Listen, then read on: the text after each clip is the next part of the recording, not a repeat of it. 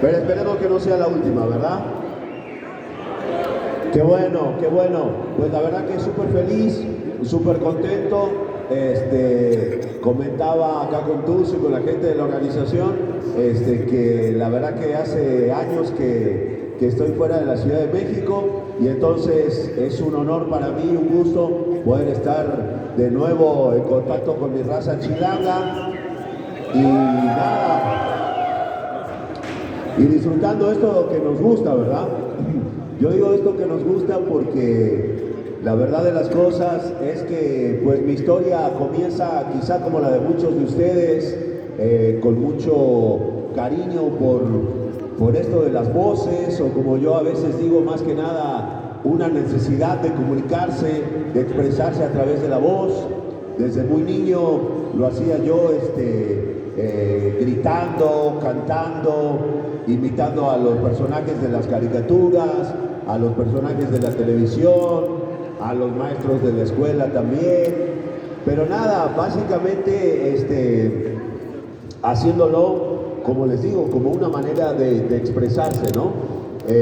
Pues en mi caso no pensaba yo que esto pudiera convertirse en un trabajo ni nada, simplemente lo hacía por diversión, pero bueno, la vida a veces a uno lo lleva a lugares que no esperamos, y cuando empecé a crecer, pues sentí que esto podía ser algo más. Tuve la oportunidad de empezar a grabar cosas para radio. Yo vengo de un lugar muy pequeño y la verdad que era difícil de pensar en un lugar donde apenas teníamos una estación de radio, teníamos un solo canal de televisión y entonces no había mucha comunicación con el mundo exterior. Sin embargo, pues esas ganas hicieron que yo empezara a trabajar en radio, empezara a hacer un montón de cosas, hasta que, pero bueno, digamos que el sueño del doblaje sí lo traigo desde muy niño, ¿no? Cuando tenía yo 7 u 8 años, mi mamá me explicó de qué se trataba esto del doblaje, por qué a veces algunos programas estaban en inglés y luego en español. Así que bueno, cuando ella me explicó que había gente que hacía las voces detrás de los programas de televisión y de las películas, sobre todo, aparte me dijo, están en México, yo dije, wow, ese debe ser el trabajo más lindo del mundo, y nada, quedó yo creo que esa semillita plantada en mi cabeza, y pasaron muchos años hasta que pude cumplir ese sueño, después de bastante tiempo trabajando como locutor comercial. Decidí venir a México, dejando todo lo que tenía, con la esperanza de cumplir ese sueño, más que nada poder aprender sobre todo. Así fue que llegué aquí ya hace muchos años, pude empezar a trabajar en lo que yo más conocía, ¿no? Y lo que yo sabía hacer, que era el tema de las locuciones y todo eso. Pero fíjense que mi primer trabajo fue bastante premonitorio, porque ni bien llegué a México, lo primero que empecé a hacer fueron locuciones para los trailers de películas, ¿no? Películas así como de terror y todo eso. Así que pues yo dije, bueno, por lo menos ya estoy en el cine, ¿no? Ahora falta pasarme de los comerciales a las voces. Pero nada, era un trabajo también bastante divertido, ¿no? Freddy contra Jason, la batalla continúa, solo en cines. Toda esa onda. A partir de ahí, pues empecé a aprender este trabajo poco a poco. En aquella época, en aquel momento cuando yo llegué, no había mucha esta onda ni de cursos, ni de nada. Casi era muy poca gente la que se interesaba en el doblaje, y había que buscarle. Y entonces la manera pues era simplemente presentándonos en los estudios y pidiendo la chance de que nos dejaran simplemente mirar, observar y empezar a aprender. A partir de ahí llegaron mis primeras oportunidades de trabajo, personajes así de voces un poco gruesas. Para alguien que venía de afuera, pues no era fácil, las oportunidades no eran tantas. Sin embargo, bueno, se empezó una época muy bonita en el doblaje, donde se empezaron a hacer pruebas de voz, ¿no? Entonces las compañías, para los doblajes de sus proyectos, pues les pedían a las casas de doblaje que le enviaran 2, 3, 4 opciones de actores y de actrices para los personajes, por lo menos los personajes principales. Y entonces ahí fue donde a mí me empezaron a invitar a las pruebas. y poco a poco pues los clientes de repente en los Estados Unidos, sin saber bien de dónde era uno ni nada, simplemente escuchando, pues les gustaba o no les gustaba. Y entonces así tuve la posibilidad de hacer mis primeros personajes. Uno de los primeros personajes que yo hice para el cine, que lo recuerdo con mucho cariño y que al día de hoy yo creo que hay mucha gente que lo recuerda, fue para la película Buscando a Nemo, ¿se acuerdan? Ese que decía: hola, soy Cruz. ¿Qué hace un par de bocadillos como ustedes tan tarde en esta zona? Ay, sí, ya sé, no platiques con tiburones, ¿verdad? Pero recuerden, los peces son amigos, no comida.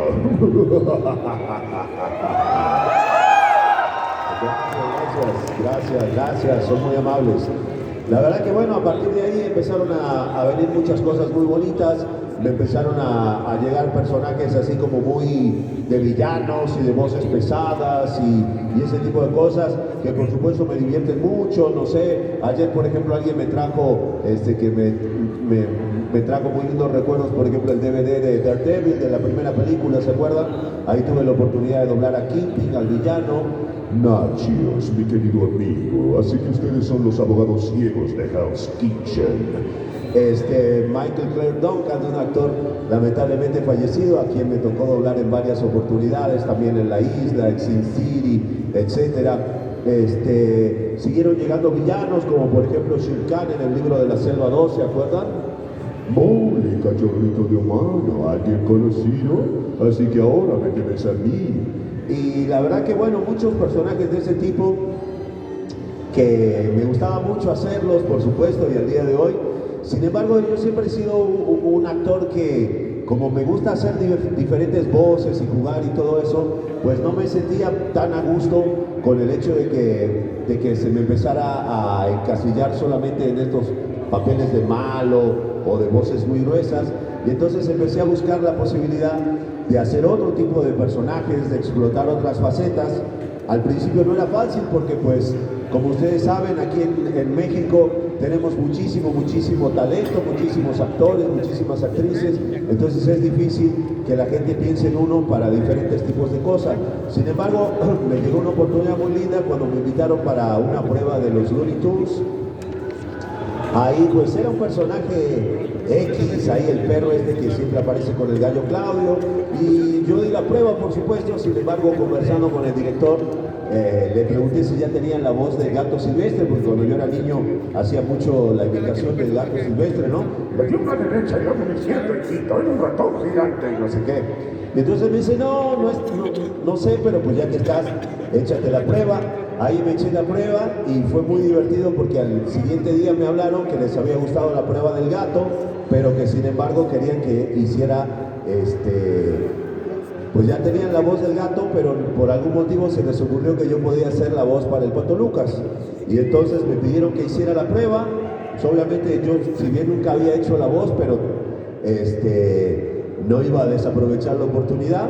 Así que nada, hice la prueba ahora sí que dejándolo todo, y tuve la enorme satisfacción de que a los poquitos días me llamaran para decirme que de la Warner Brothers me habían escogido como la voz oficial de Pato Lucas. Entonces la verdad que fue algo lindo para mí, porque tenía que ver con esto que yo les comentaba, de poder empezar a hacer otro tipo de personajes que no fueran solamente los villanos y todo eso. Y nada, fue sumamente divertido para mí recordar esas caricaturas clásicas que yo veía en mi Jujuy natal, todavía en la tele de blanco y negro, y poder darle voz a un personaje tan legendario como ese. Fue un cambio muy importante en mi carrera, un personaje bastante complejo. Ya saben, el Pato de repente se aloca, se pone medio intenso, se escupe, pero a mí me divierte mucho hacerlo, y si él estuviera aquí, pues seguramente ya a lo mejor estaría un poquito impaciente, ¿verdad? ¡Qué bueno que te acordaste de una verdadera estrella de la comedia como yo, el Pato Lucas! Y no ese conejo imitador de la comedia barata de Bugs Bunny. Y qué bueno que aquí sea temporada de quecas y no de patos. Y ustedes no son nada despreciables. Gracias, gracias. Pantalón para tiendas.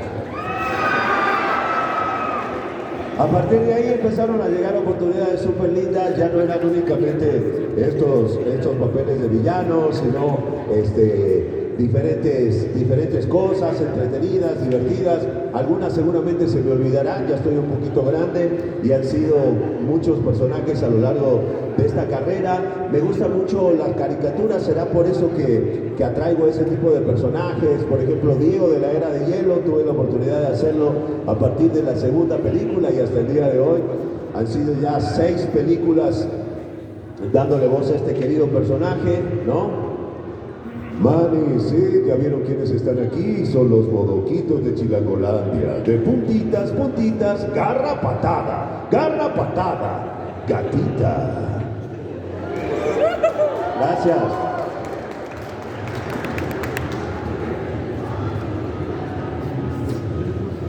No les quiero hacer el cuento demasiado largo, veo que están muchos de pie, veo que están todos haciendo fila para poder conocer a mi querido amigo Raúl, a quien le pido un aplauso también.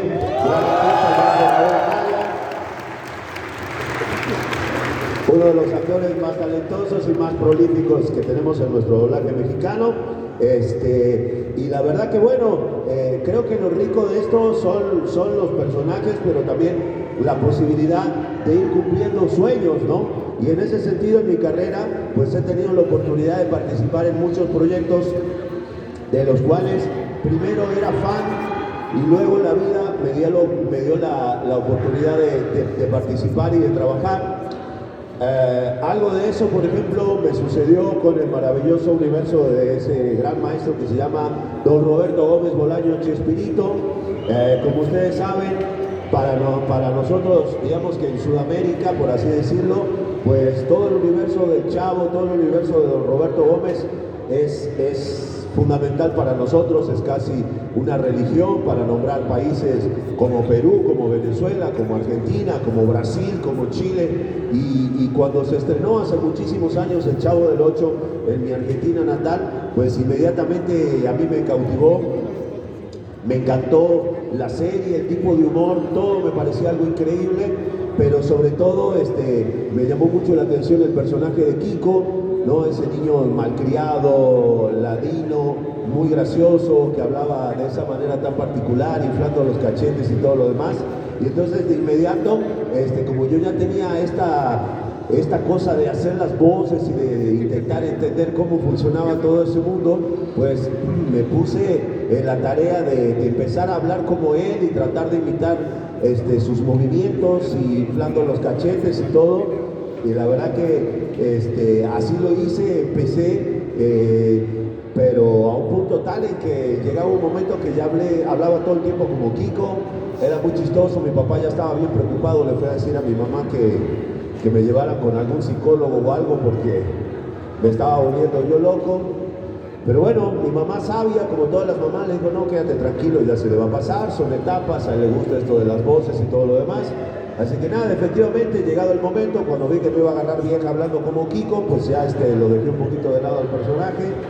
Sin embargo, nunca me olvidé, siempre lo llevé en el corazón. Y obviamente tantos y tantos años después, cuando hice esta aventura de venirme a vivir a México, pues mi idea era como la de cualquier fan, fuera ahí encontrarme con alguno de los actores en algún lugar, en algún pasillo en Televisa o donde fuera y poder tomarme una foto y todo.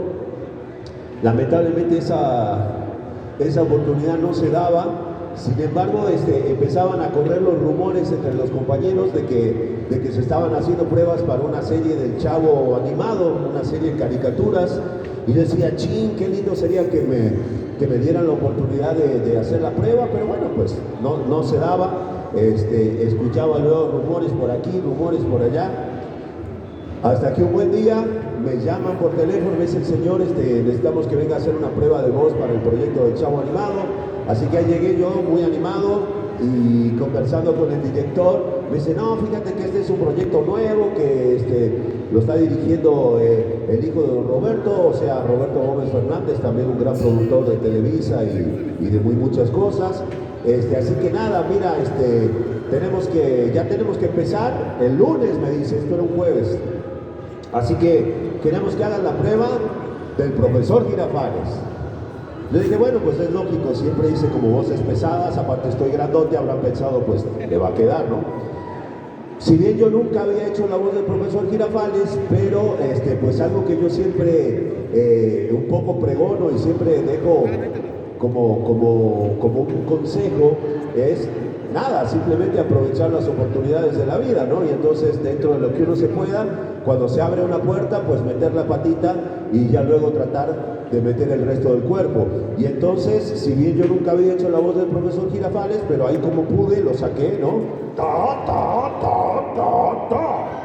Y terminando la prueba, pues hablo con el director y le digo, oye, ya tendrán la voz de Kiko, porque mira que yo cuando era niño, que lo invitaba, que me pausaba todo el choro que yo le acabo de hacer a ustedes, se lo hago a él.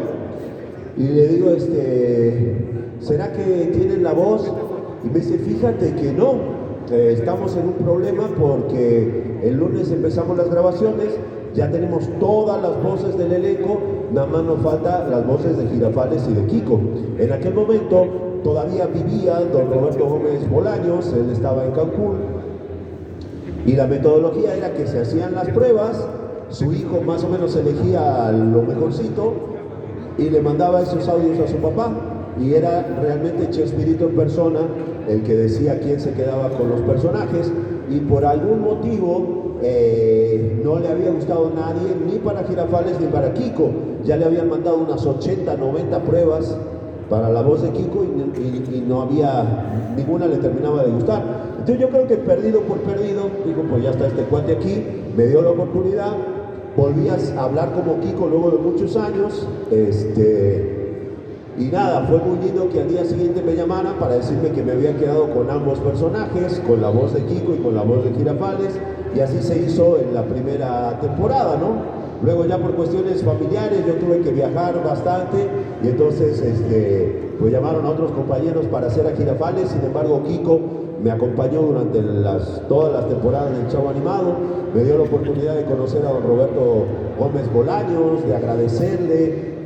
Fue muy bonito cuando él me dijo, tú eres la voz de Kiko, ya me contaron la anécdota con tu papá, me pareció muy bonita, y qué lindo que tú ahora puedas ir y decirle, mira papá, ya ves que no estaba loco, ahora yo soy la voz de Kiko para toda Latinoamérica. Así que esa ha sido una experiencia súper linda para mí, y poderle dar voz a Kiko pues significa eso, ¿no? Estar presente en un proyecto que yo veía cuando era niño y que jamás en mi vida me hubiera imaginado que podía estar dándole vida. Y hoy por hoy también, pues gracias a la inteligencia artificial, la gente le gusta mucho usar la voz de Kiko para cantar cosas, así que ya me ha tocado ahí desde narcocorridos hasta de todo un poco, pero nada, un personaje que yo quiero mucho y que si estuviera aquí pues probablemente ya estaría un poquito impaciente también, con muchas ganas de comunicarse, ¿verdad?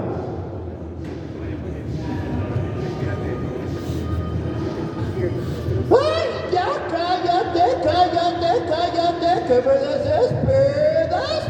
Tú nomás hablas y hablas y no sabes que toda esta gente aquí vino a escucharnos a nosotros los personajes y no tus tontas historias de niño. Así que por favor, ya no seas tan chusma.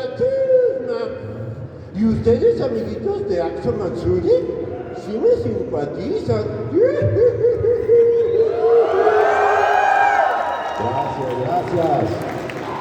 Gracias, son muy amables. Pero bueno, no todos son caricaturas en la vida. Si bien a mí me encantan las caricaturas, pero he tenido oportunidad de darle voces a otro tipo de personajes de carne y hueso. Por ejemplo, soy Horacio Kane, ya tenemos su ADN. Con el teniente Telco estamos yendo a verlo, así que por favor no abandone la ciudad. O por ejemplo, personajes súper interesantes. Digo interesantes porque nosotros como actores de doblaje no tenemos mucho convivencia con los personajes. O sea, cuando uno graba una película, llegas en ese momento, más o menos te cuentan de qué se trata, lo grabas en un rato, una hora, lo que sea, y ese es todo tu conocimiento del personaje, y tal vez no vuelves a hacerlo. Pero cuando se trata de una saga de películas, está padre porque uno a través de las diferentes películas, pues vas entendiendo más al personaje, vas metiéndote más en la piel de ese personaje y siento que nos ayuda para poder dar una actuación un poco más completa. Eso me pasó en el maravilloso universo del maestro Tolkien con la saga de las películas del Hobbit, ¿se acuerdan? Pues ahí yo tuve la oportunidad de darle voz a este personaje que dice: soy Thorin, escudo de roble, y reclamo el oro de la montaña en nombre de nuestro pueblo, los enanos, porque nos pertenece. Les deseo que les salgan pelos en los pies. Y gracias.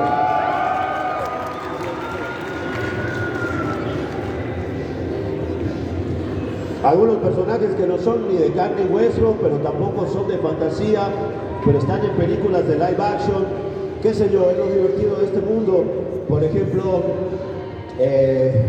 me toca darle vida a este personaje muy divertido en las películas de Deadpool. ¿Sí le han visto? Sí. 4 o 5 momentos.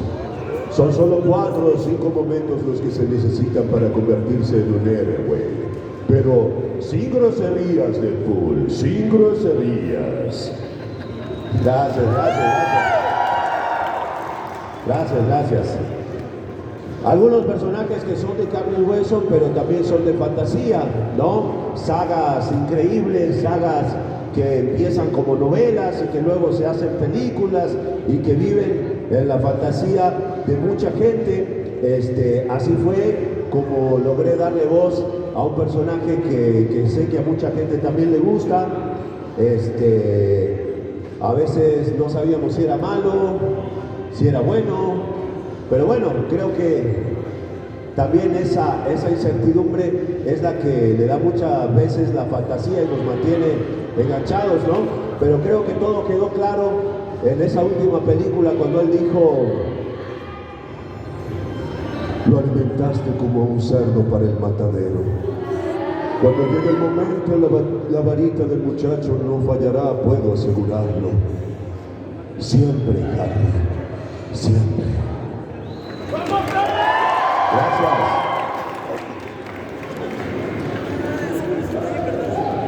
Gracias, gracias, gracias, gracias. Personajes clásicos, personajes quizá más nuevos. Hablando un poquito de Marvel, tuve mucho gusto de darle voz a ese personaje de una serie súper linda. A mí me gustó, no sé a ustedes, una que se llama Moon Knight, ¿se acuerdan? Prometes proteger a los viajeros de la noche. Entonces tú eres el auténtico Moon Knight. Gracias, gracias, gracias. Les contaba que dentro de mi carrera tuve la posibilidad en muchas oportunidades de darle vida o de participar en proyectos de los cuales era fan. Y algo parecido me sucedió en relación a esa serie impresionante que son Los Simpsons. Cuando se estrenó allá en mi Argentina natal a finales de los 80, el año 89, hace un montón, pues era algo lindo, era algo impresionante para nosotros porque pues para los de mi generación, antes de Los Simpsons, no existían caricaturas que no fueran para niños, ¿no? Todo era temática infantil y todo eso, y para nosotros pues Los Simpsons fue como la primera serie con una temática un poco más adulta, con un humor un poco diferente, incluso fue la primera serie de animación que no era en el horario de la tarde o del mediodía, ¿no? Entonces, inmediatamente como fanático de la televisión y de las caricaturas, pues me enganché y me parecía increíble, lo disfrutaba un montón, obviamente disfrutaba mucho del doblaje y mi sueño pues era como el de cualquiera de nosotros, de poder conocer esos grandes actores y grandes actrices, digo, cuando ya me tocó venir a México, cruzármelos por ahí en algún estudio, ¿no? A Humberto, a Nancy, a mi querido Gabriel, pero pues no se daba la oportunidad.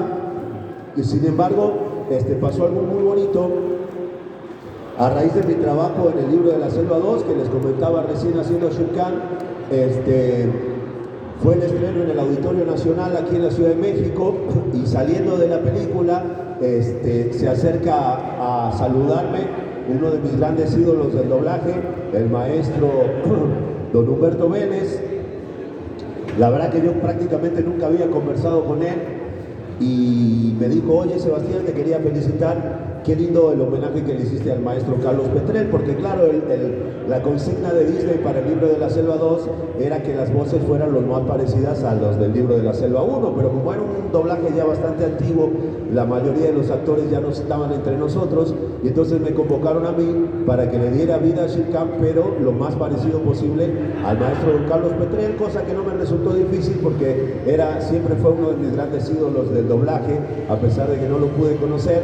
Y entonces me dice, fíjate que te quedó muy bonito el homenaje que le hiciste. Como tú sabes, el maestro falleció el año pasado y él era quien le daba voz al abuelo. Le digo, sí, lamentablemente no lo pude conocer. Me dice Humberto, fíjate que en esta última temporada, desde que él falleció, yo le he estado dando voz al abuelo, pero como que a la gente no le ha terminado mucho de gustar. Entonces, como tú lo hiciste muy bonito, te quería invitar, si no quieres dar una prueba de voz, para hacer la voz del abuelo. Así que bueno, imagínense ustedes mi emoción.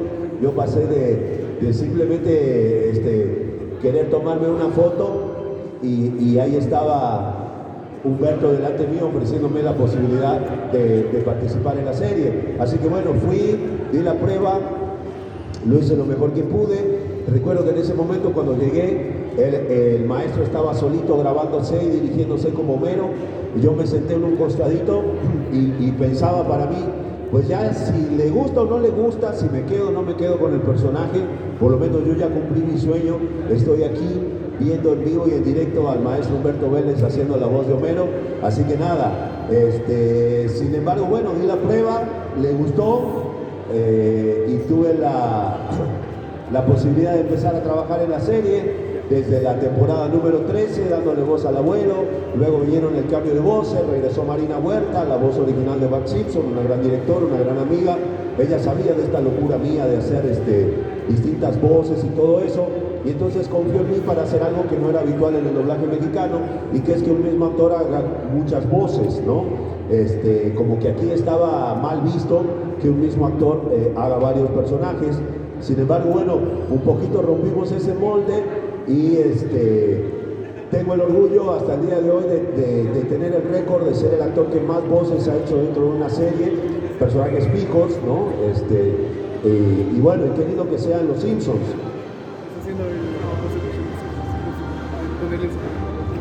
¿Le damos una repasada?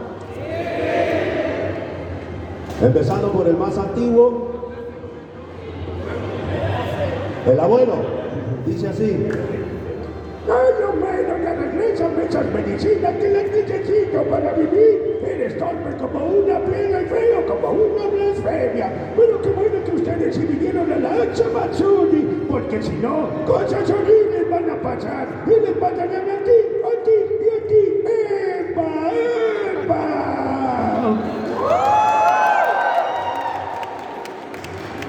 Gracias, son muy amables. Me gusta darle voz a Serpientes. Soy Serpientes, el ladrón de Springfield, denme todo lo que tiene. No le temo a ese maldito del jefe Gongory, inspector de carteras. Me gusta mucho darle voz al papá de Milhouse, ¿se acuerdan? Sí. A Kirk dice: Milhouse, ya dile a tu mamá que me deje regresar a la casa. El banco de la plaza está muy frío para dormir todas las noches. Mejor me iré a cantar con los borbotones. Me gusta mucho darle voz al gordo Tony, ¿se acuerdan? Malditos niños, los mandaré a dormir con los peces. Me divierto mucho dándole voz, por ejemplo, al profesor Frink. He construido un rayo catalizador que podrá convertir los protones en iones y podrá sacarnos de este domo, pero lo he dejado del otro lado del domo. Gracias. Me divierto mucho, por ejemplo, darle voz al querido Willy.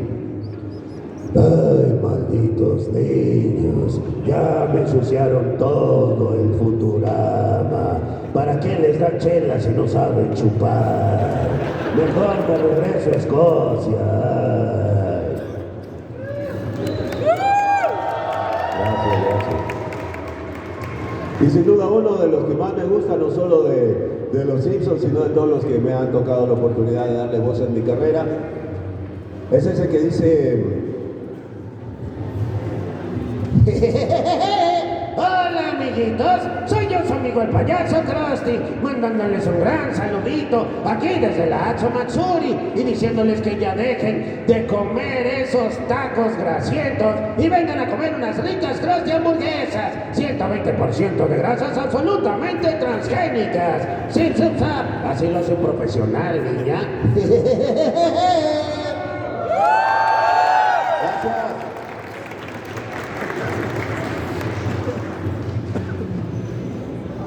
Seguramente algunos personajes se me van a olvidar, pero lo que no quiero que se me olvide es ese momento que creo que marcó, por lo menos para mí, un antes y un después en mi carrera, y fue de las primeras oportunidades que tuve de doblar un videojuego, ¿no? Para los que son un poquito más de mi generación, se acordarán que antes, hace unos 15 o 20 años, la mayoría de los videojuegos o venían en inglés con subtítulos o venían doblados en el español de España, cosa que a los gamers latinos pues no nos terminaba como de checar. Hasta que un buen día, por suerte, la gente de Microsoft, yo creo que alguien les alcanzó un Atlas o algo, y se dieron cuenta que pues somos muchos más los países de Latinoamérica que disfrutamos del doblaje latino y no tanto del de España, que dicho entre paréntesis, pues está también muy bien. A veces yo veo mucho que por ahí nos quejamos, o no, que el doblaje de España, que está feo y todo eso, pero bueno, la verdad de las cosas es que debemos de entender que está hecho para España, no está hecho para nosotros, y entonces ahí era donde estaba el problema.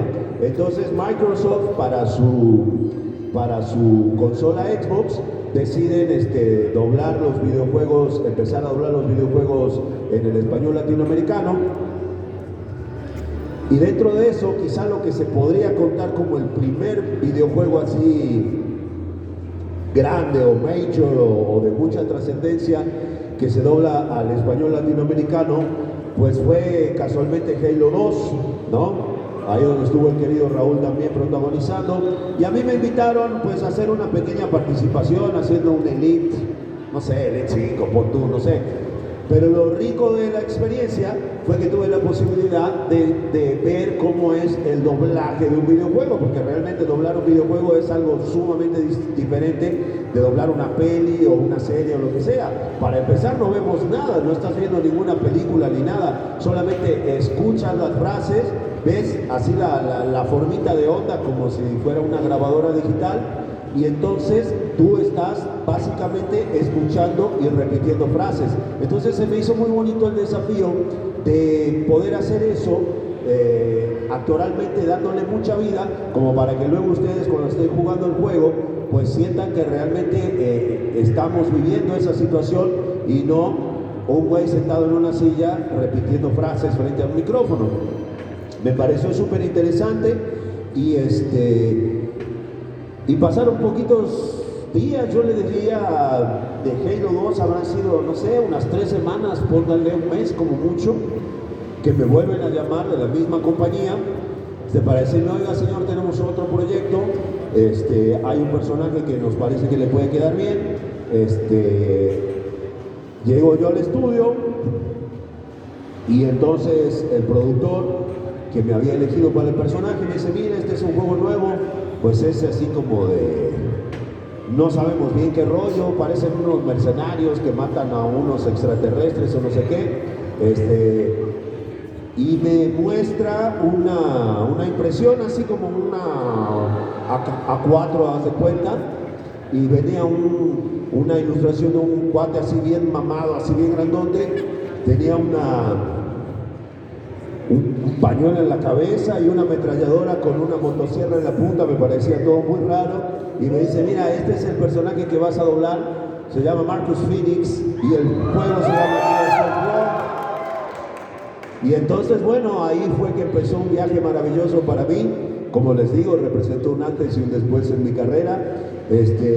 Tuvo muchas particularidades la grabación de ese primer Gears, porque fue bastante interesante que cuando yo entro al estudio para grabar, ¿no? Pues un estudio básicamente tienes un atril con las hojas del guión, tu micrófono y una tele adelante donde ves lo que vas a doblar.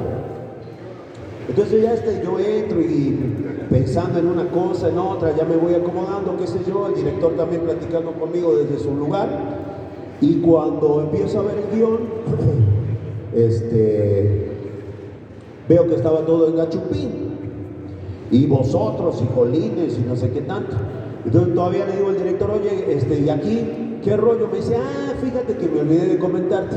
Lo que sucede, se los cuento a ustedes, ¿qué es lo que pasaba? La gente de Microsoft, cuando decide doblar al español latinoamericano, como estos gringos no tienen mucha idea de lo que pasa, se les hizo fácil de encargarle el doblaje al estudio de España. Dice, bueno, pues es español, ya que me estás haciendo el español, hazme el latino.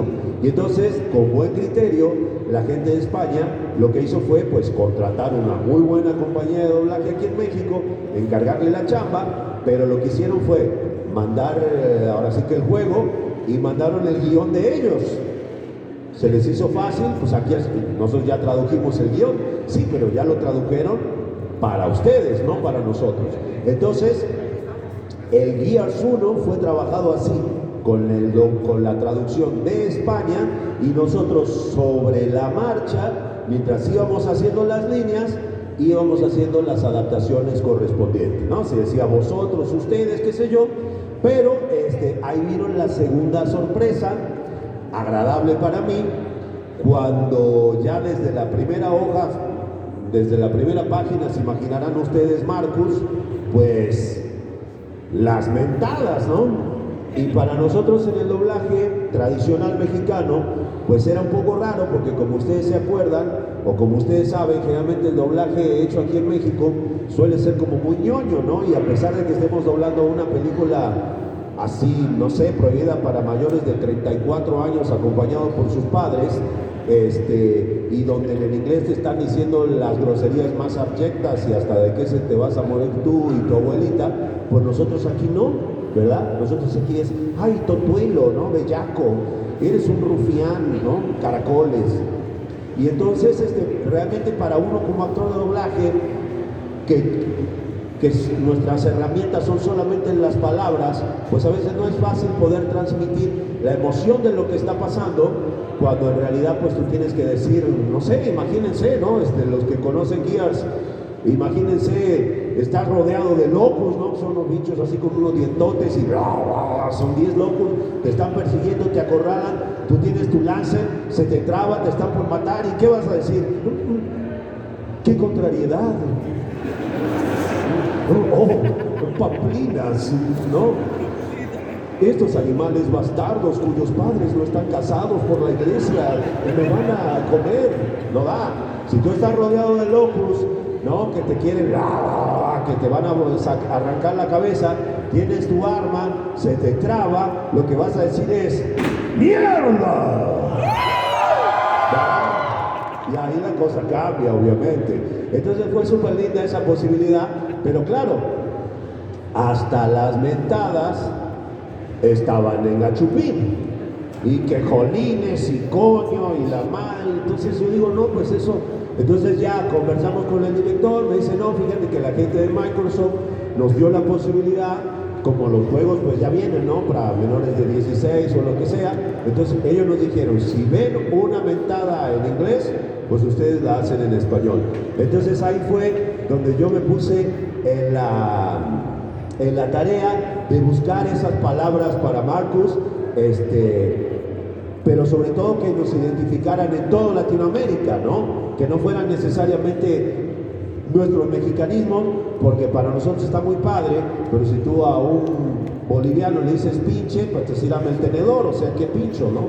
Entonces, buscamos esas groserías y esas cosas tan divertidas que tiene Marcus, así como el resto de los personajes, y por eso salió un juego tan divertido como es Gears of War, que a mucha gente le gusta. Por supuesto que hay mucha violencia, niñas, niños, señoras, desde ya les pedimos disculpas, pero en muchos casos viene justificada, porque no es solamente un juego violento, es un juego que transmite valores muy bonitos, ¿no? Hermanos hasta el fin, ningún soldado se queda atrás. Y entonces han sido muchas y muchas las anécdotas que me han tocado vivir con Marcus en todos estos años, de cosas muy bonitas, como por ejemplo familias que me dicen, se acercan y me dicen, yo el Gears pues lo jugaba con mi papá, o lo jugaba con mis hermanos, o Gears me salvó de un momento muy difícil, o de una depresión, o quizá lo único que yo hacía con mi papá que me llevaba mal, pero era jugar Gears y ahí nos la pasábamos bien. Entonces, a través de todos estos años y de todas estas entregas, han sido anécdotas muy bonitas con Gears, y a mí me ha permitido el personaje de Marcus recorrer todo el continente latinoamericano, porque el cariño no es solamente en México, sino en muchos lugares. De este personaje que es a su vez bastante irónico, no es solo violento, es bastante maldito, porque por ejemplo él viene con una motosierra, te mata, te corta la cabeza, luego te mira y te dice, mira mamá, sin cara. y claro, si tú se la acabas de rebanar, cabrón, ¿no? O por ejemplo, ¡qué detalle! o por ejemplo cuando ya se está muriendo que te dice, ¡revíveme! sin embargo también uno puede vivir emociones muy grandes, no solo como jugador, sino también como actor. Escenas donde, a pesar de que estamos en un contexto de violencia, supuestamente y todo, pero uno puede lograr emociones que te llegan a conmover hasta las lágrimas. A mí me pasó, fue uno de los proyectos en donde como actor me tocó llorar de verdad, a veces por la sorpresa, a veces por la impotencia. Y creo que son momentos que uno lo siente y la gente también lo siente. Por ejemplo, como muchos de ustedes lo habrán sentido, como me pasó a mí, hasta las lágrimas, cuando me tocó decir, ¿pero qué carajos haces? ¡No! ¿sí o no? Sí, claro, se nos ponía la piel chinita. Y a partir de ahí, el mundo de los videojuegos me abrazó. Tuve la oportunidad de darle voz a muchos otros personajes lindos. Por ejemplo, no sé si alguien aquí disfruta de League of Legends. Ahí me tocó darle voz a un personaje súper interesante que se llama Urgot, no sé si lo conocen. Él dice, tu miedo me alimenta. tuve la oportunidad de darle voz a personajes clásicos de los videojuegos, como por ejemplo que dice, Cassandra Cage, ¿te atreves a desafiar al líder del clan Lin Kuei? Entonces deberé darte mi frío abrazo, porque ya sabes, a Sub-Zero nadie le gana. gracias.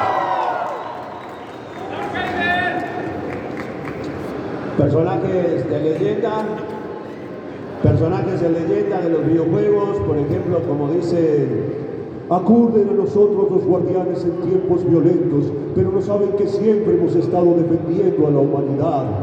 y como esos, muchos y muchos y muchos más. Hay algunos que seguramente me voy a olvidar, hay algunos que seguramente en algún momento tenga oportunidad de regresar y seguir haciendo, pero también hay momentos que quedan marcados en la carrera de uno. Por ejemplo, hace ya algunos años, cuando me llamaron, la gente de Disney suele manejar como mucho secreto, mucha confidencialidad. De repente primero tienes que firmar un contrato de confidencialidad y luego te dicen a qué fuiste. Y en este caso así fue. Me llamaron, me dijeron, señor, tiene prueba de voz para un personaje de cine, venga tal día, tal hora. Llegué al estudio y ya me llamó mucho la atención que estábamos todos juntos. Generalmente no es así en el doblaje, a cada uno lo llaman en su momento, pero acá llegamos y estábamos todos en la sala de espera del estudio. Éramos como 8 o 10 compañeros de muy buenas voces, de mucha experiencia, pero pues ¿a qué vinimos? No, pues yo no sé, pues no, yo tampoco, y ahí estábamos, ahí nos mirábamos, ¿no? Subíamos, daban la prueba y cuando bajaban le decían, oiga, no le vas a decir a los que están abajo a qué fuiste y no sé qué. Entonces ahí salían, se despedían, nosotros estábamos sentaditos, parecía que estábamos en la sala de espera del proctólogo, ¿no? O sea, sabes a qué fuiste, pero como que te da un poquito de culo en la situación, hasta que yo subo y me dice el director, ¿sabes a qué viniste? Le digo, no, pues en el año estaba haciendo de emoción hasta ahorita. Entonces dice, métete a la sala y ahí vas a ver. Cuando entro en la sala, apenas me voy sentando, levanto la vista y en la televisión esa que tenemos delante nuestro con la que nosotros trabajamos, pues estaba congelada la imagen del Lord de los Sith, Darth Vader, y ahí fue donde yo entendí de qué se trataba. Y entonces, obviamente, pues fue mucha la sorpresa para mí, traté de reponerme, pensé en el trabajo del maestro James Earl Jones, que yo admiro mucho, y entonces, bueno, lo único que atiné fue a entregar el 100%. Cuando uno trabaja en algo como lo nuestro, donde siempre haces muchas pruebas, muchos castings y todo lo demás, pues está muy padre subir aquí y contarles a ustedes los personajes con los que uno se quedó, los que hizo, los que te llevaron a tener éxito en esta carrera. Pero créanme que detrás de cada prueba que uno gana hay 10, 15 o 20 que pierdes, en las que no te eligen. Entonces si uno toma esos rechazos como algo negativo, pues probablemente te terminas volviendo loco. Y entonces una manera que yo he encontrado en todos estos años de carrera, para no volverme loco con tantas pruebas, pues es entregar el 100% de lo que uno sabe hacer. Ya, ¿por qué eligen o por qué no eligen? Pues no depende de uno. Entonces, tratar de no volverte loco pensando en cosas que tú no puedes controlar. Y lo que yo puedo controlar es hacer mi trabajo lo mejor posible. Así que lo entregué todo, me fui contento, pasó el tiempo, medio me lo saqué de la cabeza para no estarme torturando, y finalmente, cuando menos lo esperaba, me llamaron para decirme que de las oficinas de Burbank en Estados Unidos me habían elegido como la voz oficial de Darth Vader. Gracias. Fue un momento muy bonito para mí. Alguien como yo, que había hecho a lo largo de su carrera tantos y tantos villanos, Makuta en Biónica, no sé, muchos, de repente poder hacer al villano de villanos era como un cierre y como un corolario muy bonito. Tuve la oportunidad de estrenarme cinematográficamente en Rogue One, una película realmente muy bonita, lo grabé en Rebels, la serie de Obi-Wan, increíble. Así que nada, un personaje que a mí me parece fantástico. Yo soy generación Star Wars 100%, así que nada, los recuerdos de estar jugando con 6, 7, 8 años con los primeros juguetes de Star Wars y a poder darle voz a Darth Vader fue algo increíble. Así que si él estaría aquí, pues nos diría que sus aspiraciones no lo ahoguen, director Krennic. Vengo desde una galaxia muy lejana a darles este mensaje. Únanse al lado oscuro de la fuerza. Juntos gobernaremos la galaxia. Pero si me fallan, no vivirán para arrepentirse. Y recuerden, yo soy su padre. Gracias mi gente querida, les agradezco un montón. Aquí vamos a estar firmando, aquí vamos a estar todavía tomándonos fotos, si quieren algún audio, lo que sea. Con muchísimo gusto, les agradezco infinitamente por todo. Gracias Tuzo, gracias a la Axo Matsuri, sigan pasándosela bien. Sin embargo, no puedo irme sin dejarles un último mensaje. Todo lo que toca la luz es nuestro reino. Un día el sol se pondrá en mi reinado y saldrá nuevamente en el tuyo. Los grandes reyes del pasado nos guían desde las estrellas, y yo también. Recuerda, Simba. Recuerda.